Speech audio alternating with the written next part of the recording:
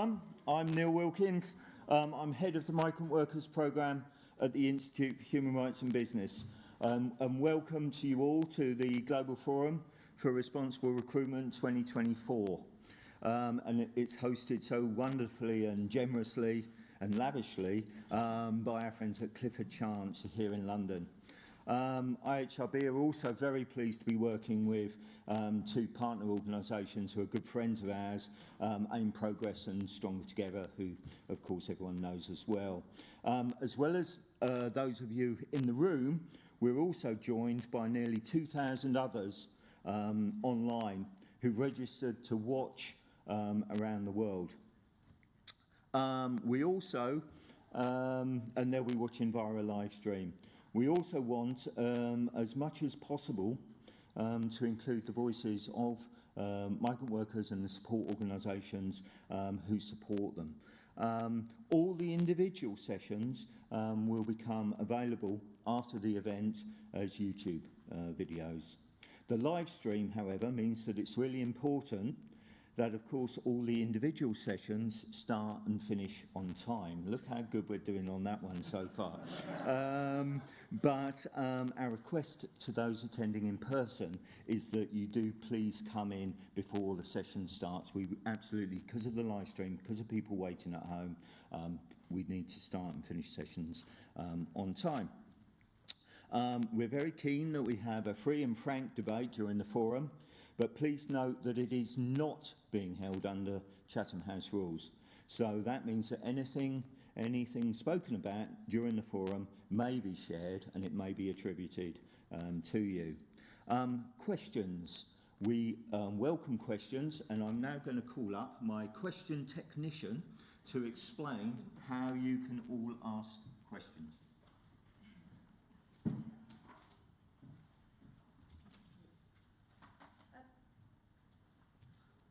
Hello everyone, welcome. Without further ado, my name is Carmen Pedraza, also known as the questions technician. So if you have any technical questions, please come to me. But what I wanted to make clear for everyone in the room, as Neill mentioned, we have an online audience, then we have to make sure to include them in the sessions. So we're gonna be watching for all the comments made in our live stream in LinkedIn, in YouTube, and also in the dedicated online platform. Anyone that accesses the live stream and drops a comment there or a question, we will grab that question basically and bring it to our other leading role in the questions dynamics, which is my colleague Bonnie Ling. Bonnie is the question master, so I'm the question technician. But Bonnie is the question master. So all of the questions, we're gonna grab them and we're gonna bring them to Bonnie's eyes, basically, and Bonnie's gonna make sure to read them during the sessions or as part of the sessions to the panelists. So that's for the online audience. And now my role is to make sure that the people in the room are also able to participate in the same dynamic. It's pretty straightforward. In the dedicated online platform, how to access it. So in this morning, we all received an email saying, welcome to the Global Forum. In it, we received the link in which you can just click join the session. It will bring you to the site. Then you'll have to click on watch the session. And then you'll be able to see the screen with the live stream and also this box here. You can drop your question there. Also, you can go to our live stream on LinkedIn, on YouTube, or on Twitter. Just go and look for IHRB. Drop your question also there, and we'll make sure then again to bring those questions to Bonnie's eyes. So that's basically the dynamic. If you have any issues or questions, please, as I mentioned, come to me. That's all. Cool. These question technicians don't have like to big up their role, don't they? Yeah? So we are keen that all questions, and this way it's a way of managing questions so that we can fit in a lot more. And finally, for those of you here in London, you're all invited to a drinks reception this evening immediately after the forum today.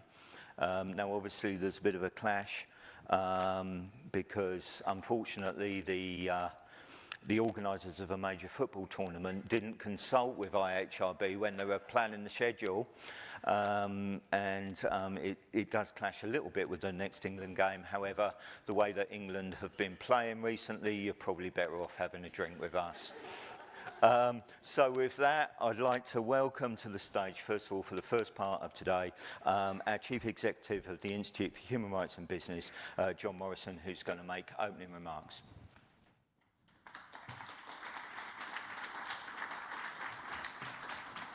Hi, good morning. Thank you, Neill. I'm half Scottish, half English, and the half of me that's Scottish would much rather be having a drink than watching the football at the moment. But I do. I think we'll be. There's plenty of time to leave after a drink and watch the football. So, welcome to the 7th Global Forum for Responsible Recruitment. Those of you who've been following this might remember that we started in Berlin. Then we had Singapore, then we had Bangkok. During COVID, we were online only for 2 years, and last year was New York. And that brings together about 100 or so people in person generally, and then this year we have about 2,000 from around the world joining us live, as Neill has said. Now, according to the International Labour Organization, migrant workers are about 5% of the global labour workforce around the world. They're crucial to the global economy, both in terms of their own livelihoods and their families, but also the economies of the countries in which they work and the countries to which they send remittances and then eventually return. The World Bank estimates that remittances are worth $800 billion a year. Now, to put that in real terms, the countries which have the highest remittance rates are India, which is now over $100 billion alone, Mexico, where it's 60 billion, China, 51 billion, I imagine that's mostly internal, Philippines, 38 billion, and Egypt at 32 billion.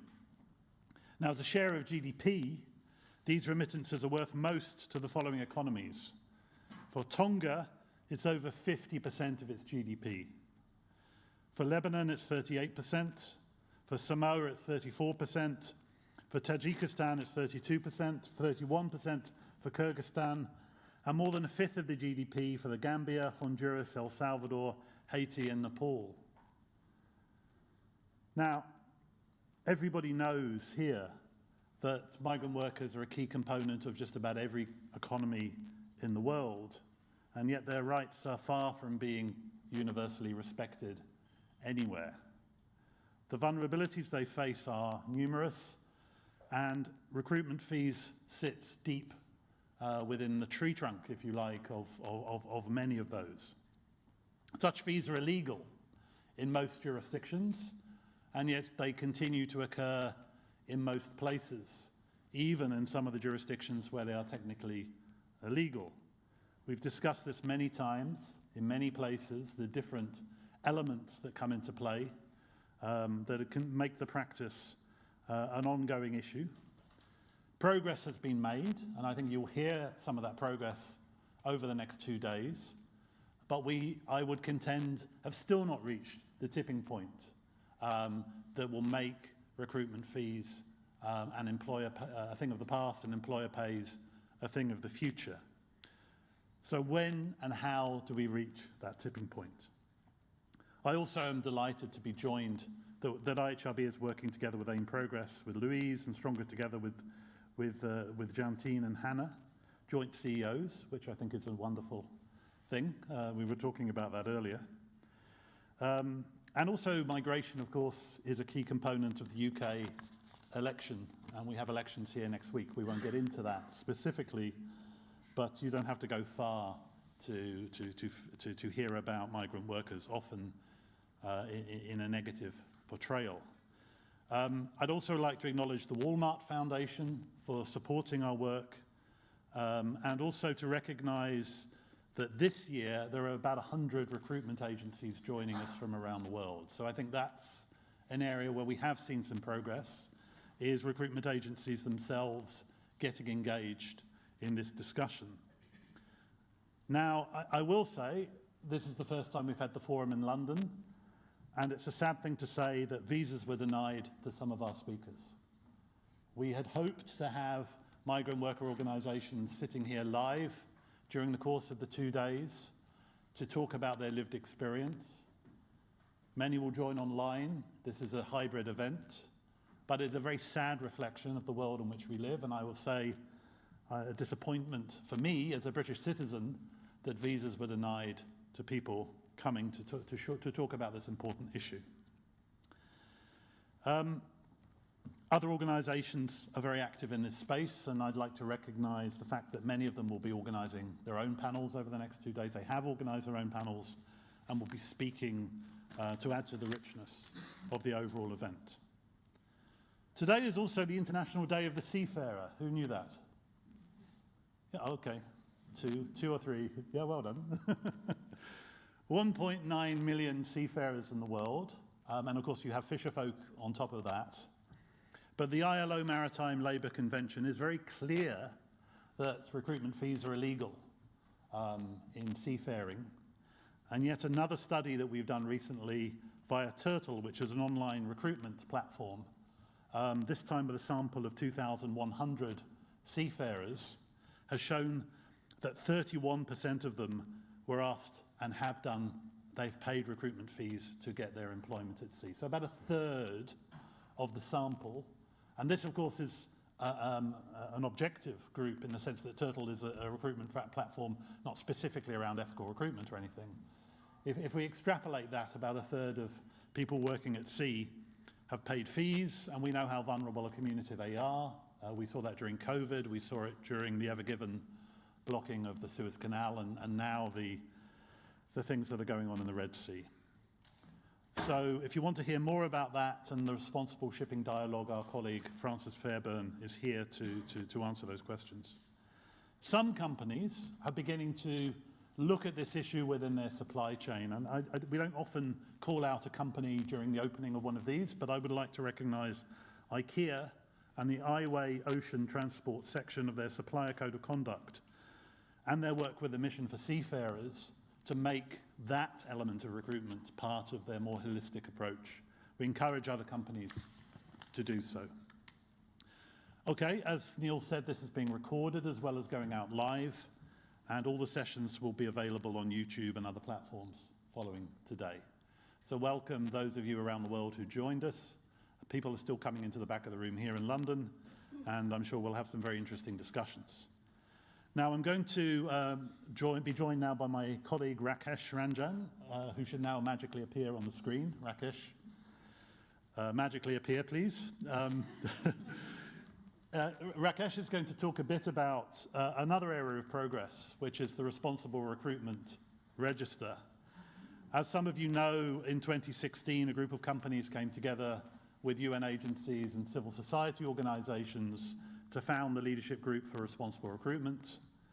I'm happy to say that 2 years ago, we started the Responsible Recruitment Register, and that list is now far outgrown the Leadership Group, and we are now counting over 400 companies worldwide that have policies against worker fees. Now, Rakesh, can you hear me okay? Yes, John. Great, you've appeared like some guru above. Magical figure. You have the audience, we can see you well. Rakesh Ranjan is our South Asia regional coordinator. Now, Rakesh, you're going to tell us a little bit about this register, recruitment register. So tell us a little bit about it, and then I've got some more questions for you. Why is it important? Why have we created this register? Thank you, John. Hello, everyone. Greetings from New Delhi. Happy to be with all of you, though virtually. I'm really missing. I could have been there in person, but we have this Responsible Recruitment Register. We launched the register during the Global Forum in 2022, November 2022. The register is a simple list of companies and associations that publicly declare their policies against charging of recruitment fees to workers in their own operations as well as in their extended supply chain. The register is simple. It allows you to scroll through and review the recruitment policies of all the companies featured. So if you go to the register, you can find there are two columns. one of the column mentions companies' recruitment policies that restrict charging of any fees or cost to workers. And in another column, the next column, you can also see we have clarified policies mandates employers to cover all recruitment related fees or costs. So the companies which are talking about employer pays, so they get tick mark and along with the policy. With the register, John, we anticipate that the register will become an important tool to monitor and document the progress, specifically towards achieving employer-based recruitment practices. Okay, Over so to what you. can the register do, Rakesh? What can we achieve with it? Sorry, if we can have next slide. Next slide, yeah. Yeah. Can we move the slide on, please? Jack, if next. The next slide. Yes. So we have a very interesting figure here. If you can see, just one thing I really like to emphasize here. The register does not provide analysis, evaluation, or benchmarking of the effectiveness of these policies. So the thing is, what the register can do is to improve transparency and accountability in companies' recruitment policies. And we expect register can also motivate other companies to implement similar practices within their operation. So with the register, basically what we expect, we can see cycle of change where greater transparency can lead to increased accountability, which in turn will encourage wider adoption of these practices. So we can overall expect a cycle of change, and this will create a positive reinforcing cycle of improvement. As I mentioned, the register is simple list of companies. So it also gives an opportunity to, so it can we can easily see the policies of peer and competitor companies. So the register can also help companies improve the wordings of policies. So it's easy, there are hyperlinks of all the policies there. One can click on the hyperlink and can go directly see the policies. So that can also create a competitive, one company can review others' policies and then further can also improve their own policies. And this can further increase the chances of an employer-based model in the recruitment. We can also expect the register can also lead for wider advocacy, where advocacy with businesses, including suppliers and recruitment agency. Further, the register can also be used in advocacy with governments to show the growing demand for responsible recruitment and need for a legislative framework to support it. Currently, we have two registers, companies register and association register. And both these registers, as I mentioned, link related policies and which can allow easy comparison. Okay, so Over we've to you, got John. two registers. Tell us a bit more about why we have two and the difference between them. Yes, John. Next slide, please. Next slide, Jack. Yeah. So for the company, so we have to register company and association register. For the company register, we have until now reviewed a total of almost 500 companies. Among all the companies we have, all the companies we have reviewed, more than 1/4, 27% of the companies have a no-fee policy, and almost 10% specifically indicate that the employer should cover recruitment fees. So for the register in total, we have more than 400 companies.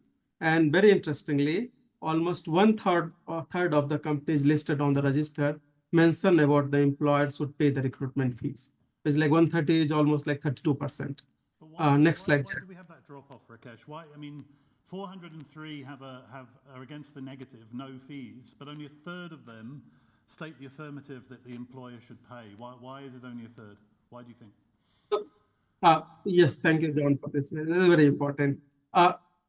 One thing to be very clear, we have not analyzed actually. We are not doing any analysis or benchmarking. So we exactly follow the wording of policies. If policies talks about employer pays or at least supplier pays, then we consider them as pays model. And if there is any confusion, any vagueness, any something workers should be paid. So we are not clear how workers will be paid. So we have not accepted any confusion. We have only included companies which are very clear with suppliers or employers will be paying. So that's why that may be one of the reasons we have dropped out.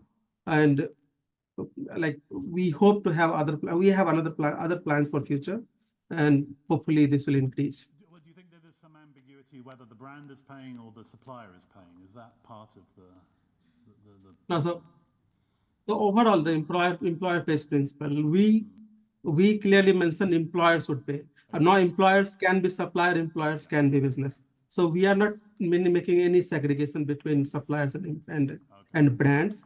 We only consider employers as those for the establishment we have employed. Right, okay, gotcha. Okay. Tell us a bit more then about the other register. So Jack, you can next slide. Next slide, yeah. Next slide, please. Next. There we go. So for the association register, very quickly, the association register, just to inform everyone, the association register is a list of trade association, sectoral association, and industrial bodies and certification bodies also. So we have looked into provision on charge of recruitment fees within their membership criteria and also in the code of conduct. So until now, we have reviewed a total of 55 associations. And very interestingly, more than 60% actually, 34 associations have no fee policy. Okay, so tell us these 55 associations, give us a bit of a flavor of what kind of associations are these? So we have I see intentional progress as one of them. Is that Yes. top of the list there? Yeah, there we go. Yes, we have intentionally kept it open. So we include almost all the membership-based bodies. So this includes in progress and also includes sectoral association, industrial associations. And now we know for many of the associations, it's difficult to clearly outline the no fee policy. So that also an area where we can have intervention in future, where we can contact these associations for clarity over no fee policy. But interestingly, and this is very, very good progress we can see, more than 60% of reviewed associations have no fee policy, which is great actually. And of the 403 individual companies, are they mostly part of these associations? Are the companies taking the position they are because they're part of these associations, or do we have many companies that aren't part of these associations that are also in the register? So the methodology we used for the review for the company, we initially reviewed our own leadership group for responsible recruitment, and then we also reviewed CHRB members, sectoral association members like M-Progress and other members. And also we have independently searched using Google and Yahoo search. So these 403 companies, most probably they are member of some of these certification bodies, but there are also chances that they are not member of anyone. They are independent, so they have not taken any membership also. But most probably, most of these companies are member of some of these certification bodies or associations. But there are some that aren't, and there are some nice surprises in there when you look at the 403. Oh, wow, Yeah. I didn't think they would have a policy, right, on this. It's all right, let's move on. What are our plans for the register in the future? Jack, next slide, please. Next slide, Jack. Yeah. Thank you. So we have some very ambitious plan for future. And currently we are thinking about having another 3 register. We hope to launch a recruitment agency register also. So we say the Responsible Recruitment Agency Register will feature agencies that adhere to the employer-based principal We seem model. to have a polar bear interfering at the moment. This is London Climate Week, so but anyway, the polar, yeah, right, keep going. So that the recruitment agency register will feature agencies with employer-based model in their code of conduct, and also the agencies who are publicly following employer-based model. We'll have another register for suppliers. Now the supplier register will highlight suppliers with explicit employer-based policies they are following, and also they have made efforts towards implementation of employer-based model. Another ambitious plan, we also have an ambitious plan to develop a register for national policies. This register will outline the legal status of recruitment fees in different jurisdictions, which will include bilateral agreements, country-to-country agreements, and also overall policies of the governments.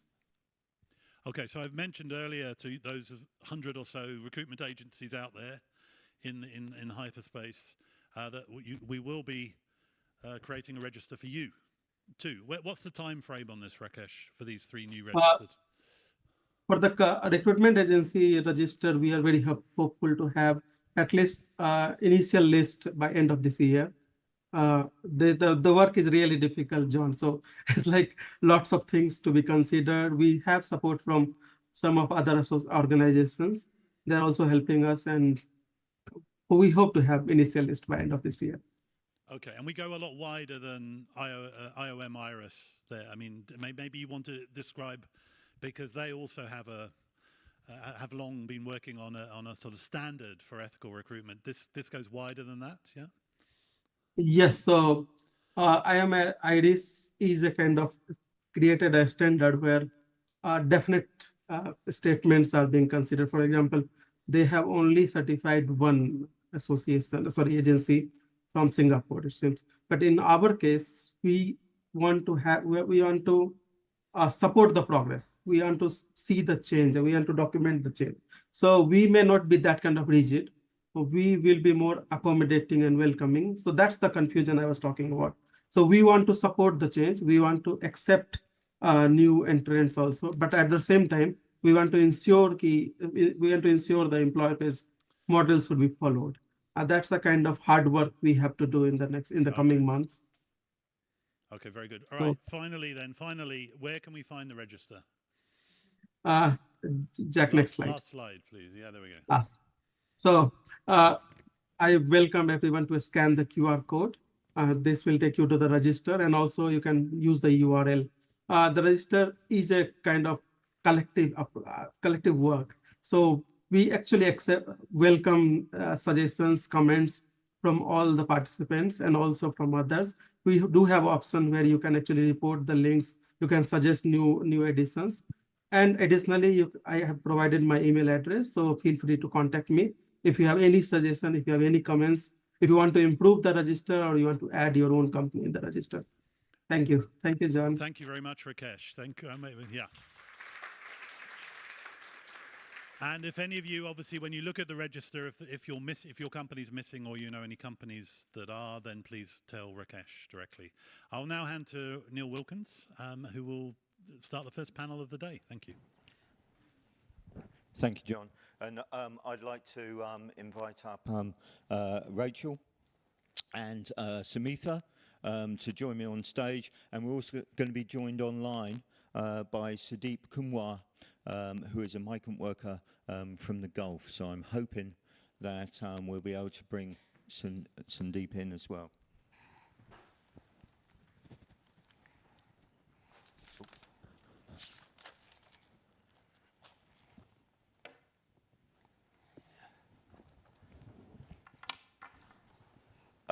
So, hi Sudeep. I don't know if our audience can see you just at the moment. I can see you. Can we see Sudeep? Hey. Hi Sudeep, how are you? Oh, but we can't hear Sudeep. We're just trying to get your audio sorted out, Sudeep. No. Hello everyone. Hi, Namaste. Sudeep. Can you hear me? Yeah, I can hear you, Neill. Thank you very much. You're joining us here in London. We know that we're not going to say exactly the country that you're speaking from, but you're speaking to us from a country in the Gulf, and you're a migrant worker from Nepal. That's correct, Neill. I'm a migrant worker from Nepal. I'm working in Middle East from 2008, and the journey is definitely undefined. And I'm really glad to be here with all of you. Could we have Sudeep a little louder, please? Thank you. Thank you, Sudeep. We're going to ask questions to the rest of the panel, and then I'll be coming back to you, Sudeep, okay? Yeah, sure. Thank you. I suppose there's no need for me to look up like that, so he can't see me.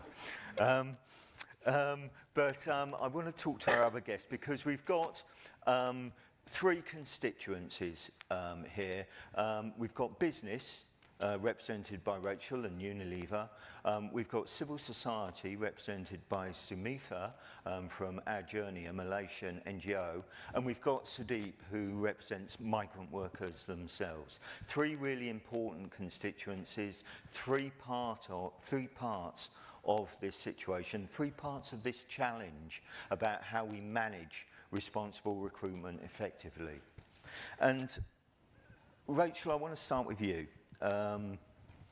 Why is this issue of responsible recruitment so significant for Unilever and many other companies? Why is it there? Why is it such a totemic issue? Thanks, Neill. I mean, to be honest, as John said, we had the leadership group Responsible Recruitment formed in 2016. I think it's quite sad and worrying that we're still asking why is it important. The question for me is like, how can we make progress more quickly? I mean, we only need to look at, John mentioned it, Climate Week in London this week. If there was a group of people that were really adversely impacted by climate change, it's migrant workers. Migrant workers continue to bear the brunt of poor working conditions in global value chains. So it's critical. I hope that we all know the why, but I think now these 2 days is the opportunity to really talk about the how. Why are we not making progress more quickly? Why are we not making certain that we're not just addressing the issue of recruitment fees, but the other really endemic indicators of forced labour and really making more progress. It's critical for Unilever, it's critical for many of my colleagues in peer companies. So let's really just try to address some of those elephants in the room and really make certain that we leave these 2 days with a clear action. Thanks. And how do you see the new, we're going to see a whole load of new regulations and legislations coming through. Do you think that recruitment will be a key part of that? I think it has to be, end of the day, you know, fundamental human right, decent working conditions, decent wages. You can't actually earn a decent wage if you're still paying off money that you've paid in terms of actually getting that job. So as Unilever, we've always welcomed EU CSDDD, for example, the prospective EU Forced Labour Directive. I do think it's really important, though, that this doesn't just become about compliance. We know this is much more about simply complying with the law. We need to make certain that businesses are actually addressing the spirit of the law and not just the letter of the law. I also think it's really important in terms of legislation within both home and destination countries, so that advocacy with governments, the work that is done by IHRB and the leadership group, the work done by CGF, really, really critical. So I think, you know, it's very important that we don't just focus on compliance, that we continue to advocate, and also that legislation also helps to create an enabling environment. So we're not just addressing the issues, but also addressing actually the root causes of those issues. I think that that's great, and I think it's so often forgotten actually how business need that legislative framework in order that they can operate and compete fairly within the law, and that you know, very often there's no absence of law, it's enforcement that's missing. John mentioned and Rakesh mentioned the associations register, and the leadership group is just one example of a group and a collaboration, the same as Aim Progress, same as Stronger Together. What are the advantages to companies of these collaborative efforts? Why do we see so many of them? What do they bring to the picture, do you think, Rachel? Well, they bring scale, but I think also I just want to pick up on one of the points that you made. I mean, there's lots of policy out there, but as we all know, there's a really big difference between policy and implementation of the policy. So I think we really have to look at enforcement. We really have to challenge that policies are actually implemented. But to your question, that scale is absolutely critical. And I think there is a couple of things that I really would like to see more progress on. One is giving real clarity to companies in terms of what they can and what they can't do from a competition law perspective. Because I think, you know, there will be much more opportunity to drive more progress if there was that clarity.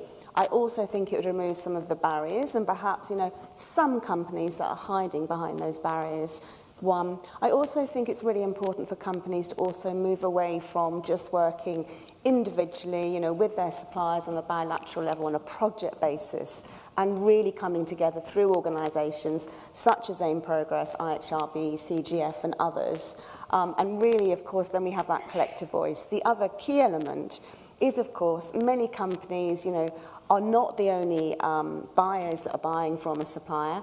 Often, a company will have a very small offtake, and therefore their leverage is relatively low. So being able to actually come together, have one common message, and that's really critical for suppliers, will also make certain that engagement is far more likely to be successful. So the only way we're really going to drive change is to work through industry organisations, to collaborate together, and we need legislation to help us in this area and not hinder us.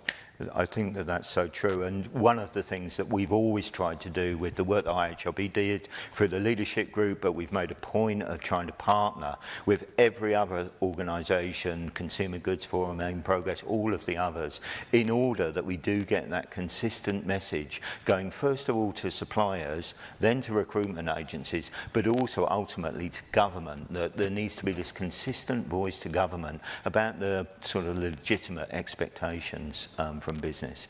I think that the other point you make is very interesting and ironic as well, that something that's designed to encourage competition and fair trading and practice actually in this situation inhibits progress because companies feel that they can't necessarily share information about suppliers and things like that together. And one of the things that we all perhaps need to do is try and find ways to work around that, and within that space to find the things that we can do within those legal frameworks.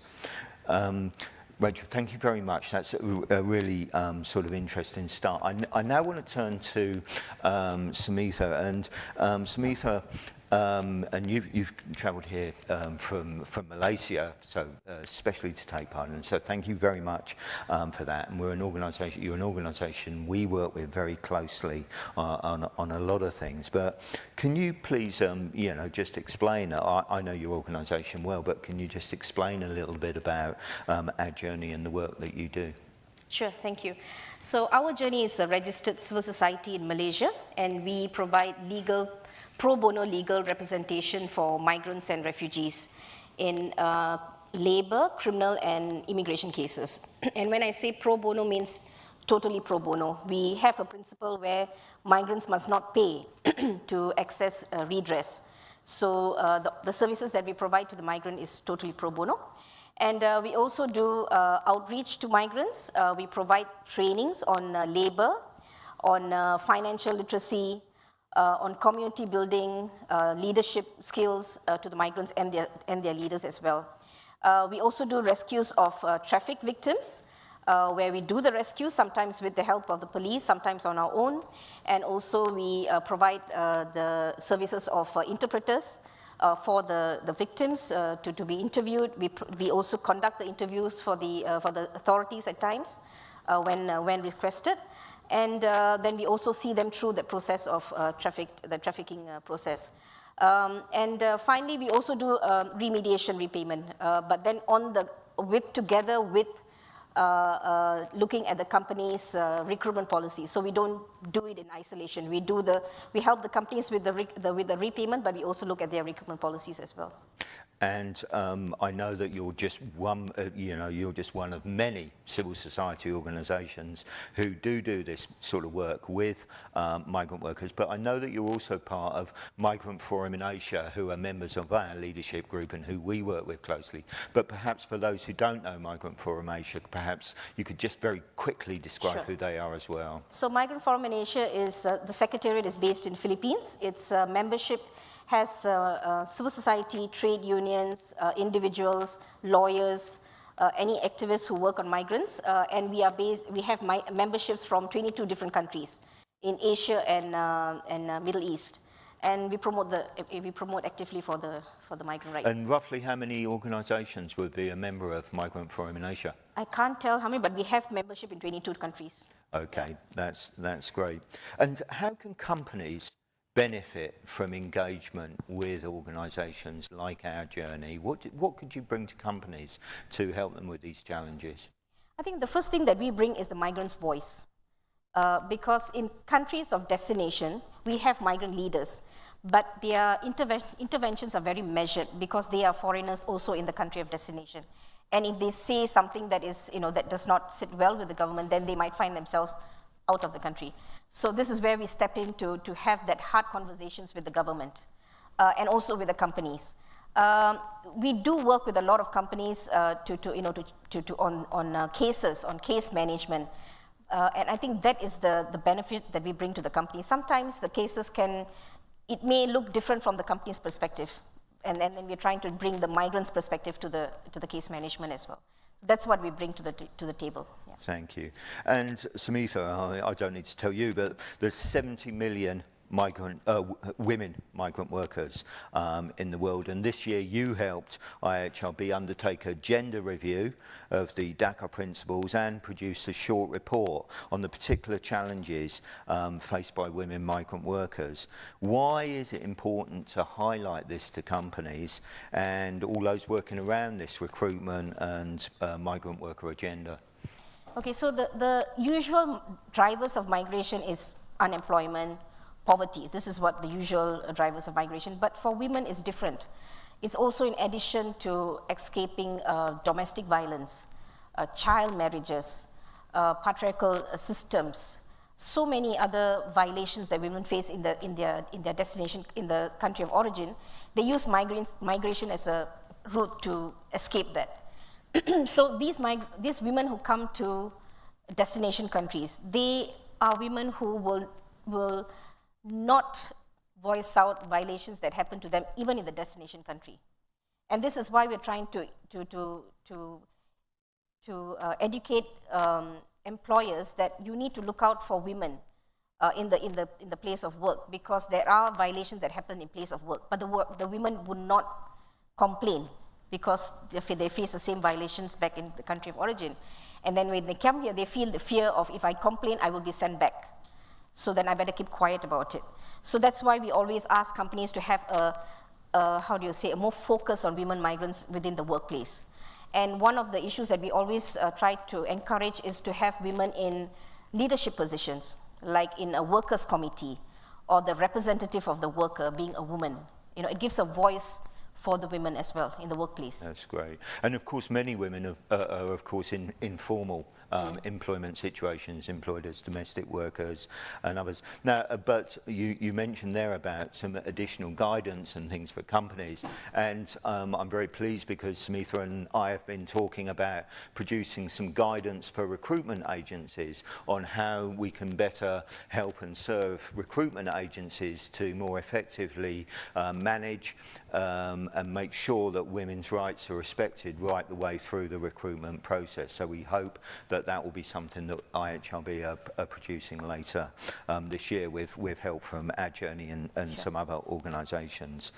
I'm going to move us on because I'm very conscious of time, and we've got Sudeep waiting here patiently. Thank you, Sumitha. Sudeep, you're still there? You can hear me fine? Sorry, I'm still looking up, aren't I? Yeah, Sudeep, I can hear you, yes. You're a Nepalese migrant worker in the Gulf. We're not going to mention your company, but can you tell us a little bit about your life there and the work that you do?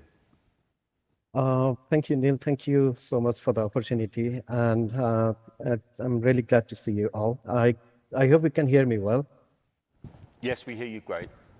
Right. So I began my migration journey in 2008 after my father's passing. I had to take the hand of my family. So I started my career as a migrant worker back in 2008 as a sales associate. Now I'm working in a professional position in one of the reputed fashion brand.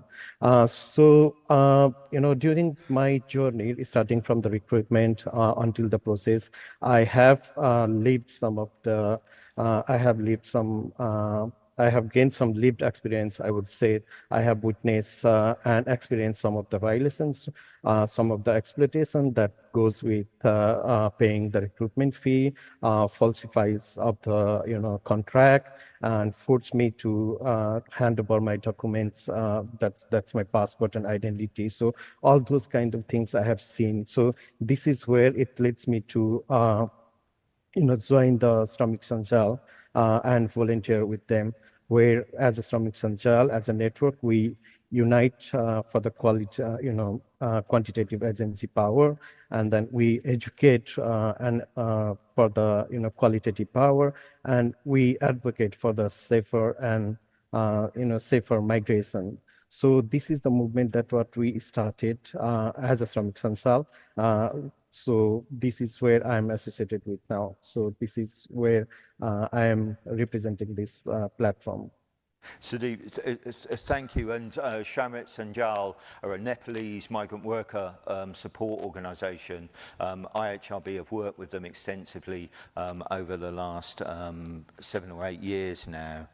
But Sudeep, let's talk a little bit about your life. You've got a wife and daughter back home. How easy is it to stay in touch with your family when you're working away? Oh, that's a very good thing to share, Neill. I started back in my journey, as I said, in 2008. And before that also was some of my relatives, some of my brothers, they were working as a migrant worker. So I would like to recall the moment before 2008. I have seen the journey where they had to stay in the queue for calling their family. They were just depending on the letters, on the postal. But then in 2008, when it came, the things were a little bit better. So there was a frequent, communication that started. However, I still had to depend on the monthly allowance for $10 because that is the card that I used to, call my family. So the $10 card would give me around 90 minutes of the calling time. So that was the allowance what I had in 2008. So I had to manage by that 90 hours to connect with my family, to connect with my soulmate. By then I was not married. So that is the allowance that what I had to depend on. But then at this point of time, the things have really changed. There are a lot of platforms that you can use. There are a lot of social media that you can get in connected with. So yes, the things are getting better. But of course, there is a difference of the time zone. There is a professional commitment that you have to fill in, but you have to manage the time within that. But yes, comparing to 2008 and back then, the things are much more better. You have a lot of platforms that you can use interconnected, but of course, managing the time is something which is challenging. Yeah. Yeah, imagine 90 minutes, just 90 minutes a month to speak to your loved ones when Sudeep started. Obviously, Zoom and things like that make things a lot easier now, but you think about keeping in touch with your kids while you're trying to pay for their education, that sort of thing. And Sudeep, I want to ask you the questions that we don't know about being a migrant worker. So what is it that you miss most about being away from home? Oh, that's a very emotional thing to answer, Neill. Because as a migrant worker, I think the things what you miss the most is the feelings of being in a home, the feelings, the friends, the celebration, the food. The feelings of being in a home is something that you miss the most. That is more has to do with the sentiments. Because as a migrant worker, we almost feel disconnected with the society in a both way. When you are talking about your, you are leaving your, home country for the betterment of your future or, of your loved ones, your family. But then you are going away from your home, and then you are going to the new land, and then the new land that the culture is different, the society is different, the living experience is different, the food is different, everything is different, and the society has never accepted you as their own, so you are always migrant for them. for your country of destination. But then when you are going back, when you are spending some time in your country of destination, and then when you are going back your home, now then the things have changed there also. The culture has changed, the society have changed. So you are like migrant. You are foreign, migrant for both of the country of your destination, and then for some instances after sometimes you are migrant for your country of home also. So that's a feeling of lost between the two lands. So that is exactly the feeling what you feel. So the connection, the emotions, that is the thing that you miss the most. So you have that sense of dislocation in both communities where you're active. When you go back to your home country, you feel that everything's moved on, everything's changing. You don't always quite feel part of that, and yet that's home. And then when you're at work abroad, you're never accepted by that society, and you're always going to be other to that society there as well. Yeah. There's no real integration into that society. Yeah. And I know that you mentioned working for Shramik Sanjal. Just quickly, Sudeep, could you just tell us a little bit more about the work that you do across the Gulf and why that's important? What are some of the other challenges that migrant workers come to you as a representative of Shramik Sanjal? What do people come to you? What are the challenges that they want to talk about? The challenges what we are facing as a migrant worker are very basic yet very complex things, because the challenges will start from the beginning when you are thinking that, okay, I want to